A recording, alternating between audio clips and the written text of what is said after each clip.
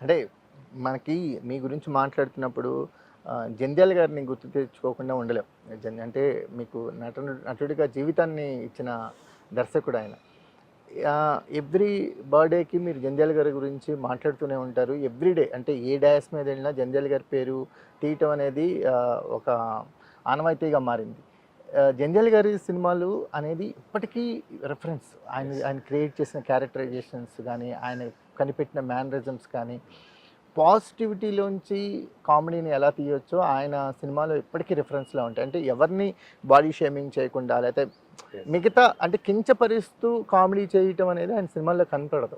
క్యారెక్టరైజేషన్లు, ఆ స్వభావాలతోనే ఆయన almost కామెడీని create చేసేవాళ్ళు.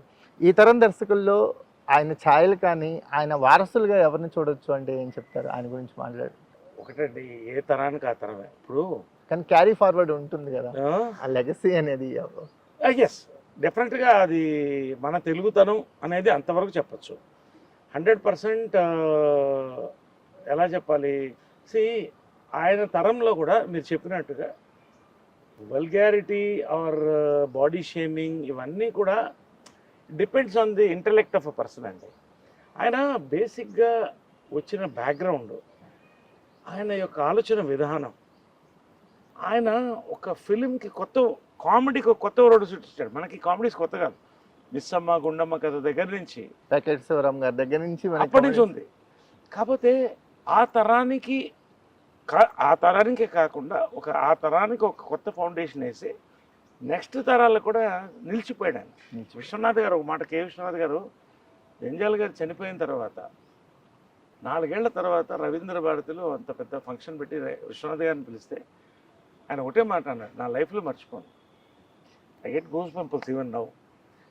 మనిషి మంచాన పడితేనే మర్చిపోతున్నారు, మనిషి మరణించిన తర్వాత 4 సంవత్సరాల తర్వాత ఆయనకి ఇంత అభిమానం అంటే ఆయన సృష్టించినటువంటి ఒక కొత్త ఒరవడండి. రెండోది ఆయన ప్రొడక్ట్స్. జంధ్యాల గారు ఒక కామెడీ హాస్య దర్శకుడుగానే మనం తీసుకోకూడదు. 4 స్తంభాలాట లాంటి బోల్డ్ ఫిల్మ్తో నన్ను ఇంట్రొడ్యూస్ చేశాను. బహుశా ఇవాళ నేను తీసుకున్నటువంటి బోల్డ్ decisions regarding my films or anything అక్కడి నుంచి ఆ ధైర్యం వచ్చిందేమో నాకు. ఇప్పటికీ ఆ సినిమా రీమేక్ చేస్తే బాగుంటుందన్న ఇది కూడా ఉంటుంది. చేశారు కదా పార్ట్ 2. మొన్న lot of discussions on that. కాకపోతే ఏంటంటే ఆ టైంలో అడల్ట్స్ ఓన్లీ ఇచ్చారు.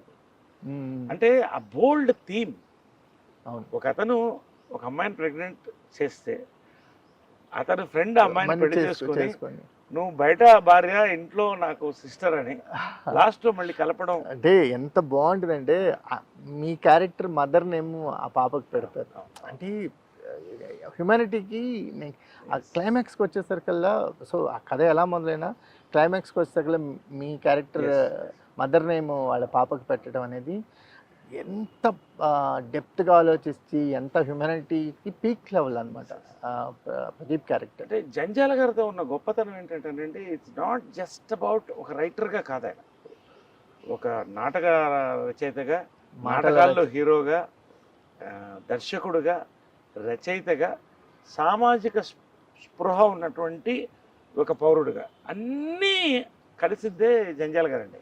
ఆయన శంకరాభరణం రాసింది ఆయనే, అడవి రాముడు రాసింది ఆయనే, శ్రీవారి ప్రేమలోకి తీసింది ఆయనే, ఆనంద భైరవి తీసింది ఆయన. అంటే ఈజ్ యూనివర్సిటీ అండి. నా అదృష్టం, ఆ యూనివర్సిటీకి నేను వచ్చాను. కాకపోతే విశ్వాసం అండి. నిజంగా సినిమా ఇండస్ట్రీలో ఒక బ్రేక్ దొరకాలంటే I might come from a family.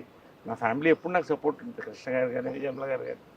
కానీ ఒక దర్శకుడు వచ్చి మీ అబ్బాయిని పరిచయం చేస్తాను, నా అదృష్టం కదా, నాకు ఇవ్వండి అంటే మా మదర్ వాళ్ళు కూడా ఇచ్చి పరిచయం చేసి వదిలేలా తోడుగా నిలబడ్డారు జర్నీలో.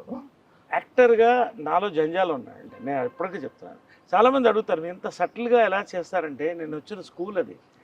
ఆయన నాలో బాడీలో, నా మైండ్లో, నా హార్ట్లో జంజాల గారు ఉన్నారు. నాకు అందుకనే నా లైఫ్లో ఏంటంటే జంజాల అనేది వెరీ ఇంపార్టెంట్ చాప్టర్ కాదు, నా పుస్తకంలో చాలా పేజీలు జంజాల గారితో ఉంటుంది. ఆయన పేరు ఇంకా ఇండస్ట్రీలో చెప్పుకోవాలని ఇక్కడే జంజాల ఆడియో ల్యాబొరేటరీస్ అని ఆయన పేరుతోనే డబ్బింగ్ థియేటర్ పెట్టాను. సో ఎవ్రీడే అక్కడ డబ్బింగ్ జరుగుతున్నప్పుడు ఆయన గొంతు నాకు అది గుర్తొస్తుంటుంది.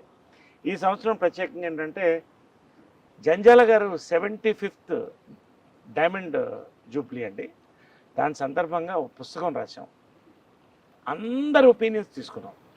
అల్లు అరవింద్ గారి దగ్గర నుంచి, రాఘవేంద్రరావు దగ్గర నుంచి అందరు ఒపీనియన్స్ తీసుకుని, ఆయనతో పనిచేసిన వాళ్ళు, పనిచేయని వాళ్ళు, ఈ తరం వాళ్ళు, ఒక 120 పేజెస్ పుస్తకం నా బర్త్డే సందర్భంగా ఈ సంవత్సరం జనవరి 20th నా బర్త్డే సందర్భంగా, ఫిబ్రవరి 20th మా మదర్ బర్త్డే రోజు రిలీజ్ చేస్తున్నాం అది. Super sir. So we are doing the curtain raiser tomorrow.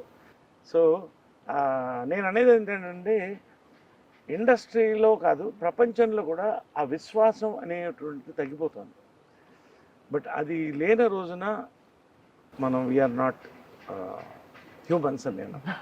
గురువు అనేది, అది గురువుకి మాతాపితతో పాటు గురువుకు దైవంతో పాటు ఒక సమానం ఇచ్చారు. అది గుర్తుపెట్టుకోవాలి. అది నేను ఎప్పుడూ నా లైఫ్ లాంగ్ గుర్తుపెట్టుకుంటాను. మీరు అది కంటిన్యూ చేస్తున్నారు.